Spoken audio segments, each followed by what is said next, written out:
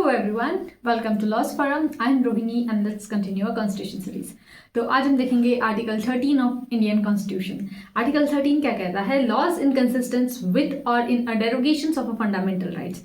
मतलब ये क्या कह रहा है कि अगर ऐसे कोई भी जो लॉ है, ठीक है, जो कि फंडामेंटल राइट्स को वायलेट कर रहा है, तो वो जो है वो कैसे हो जाएंगे हमारे, वो इनकंसिस्टेंट हो जाएंगे।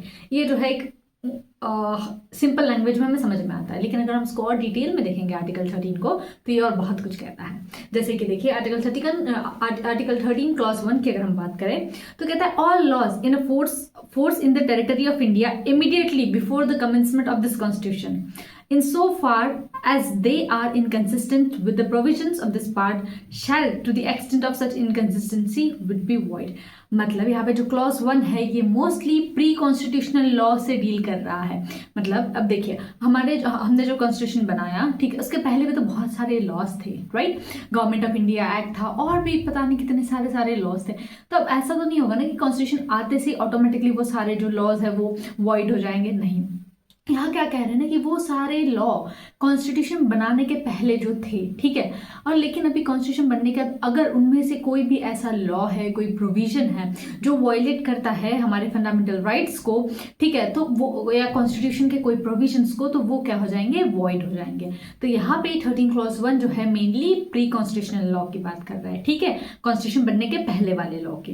ये इतना क्लियर है। देन हम सेकंड केस पे चले तो आर्टिकल 13 क्लॉज 2 पे। तो आर्टिकल 13 क्लॉज 2 क्या कह रहा है कि the state shall not make any law, मतलब स्टेट ऐसा कोई भी लॉ नहीं बना सकता विच टेक्स अवे और अब्रीजेस the right conferred by this part, and any law made in the contraventions of this clause shall to the extent of the contravention be void। अब देखिए 13 क्लॉज 1 तो प्री कॉन्स्टिट्यूशनल लॉ की बात किया, ठीक है, कि कॉन्स्टिट्यूशन के पहले जो लॉज थे उनका क्या होगा। अब यहाँ जो 13 क्लॉज 2 है ये पोस्ट कॉन्स्टिट्यूशनल लॉज की बात कर रहे हैं कि भाई लेट्स से अभी तो कॉन्स्टिट्यूशन बन गया, उसके कॉन्स्टिट्यूशन बनने के बाद और भी बहुत सारे लॉ बनाए, रूल्स बनाए, अमेंडमेंट्स, बहुत सारी चीजें की इन्होंने, ठीक है। तो अब उनमें से जो है स्टेट कोई भी ऐसा लॉ नहीं बना सकता जो कि क्या कर रहा है, हमारे जो राइट्स है वो ब्रीच कर रहा है, या उनके कॉन्ट्रावेंशन या फंडामेंटल राइट्स के कॉन्ट्रावेंशन में तो कोई भी ऐसा लॉ जो है वो गवर्नमेंट नहीं बना सकती।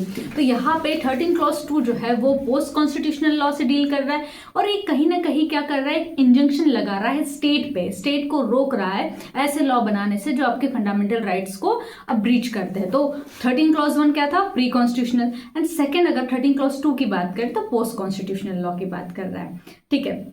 आई होप आपको आर्टिकल 13 अच्छे से समझ में आ गया होगा। Thank you.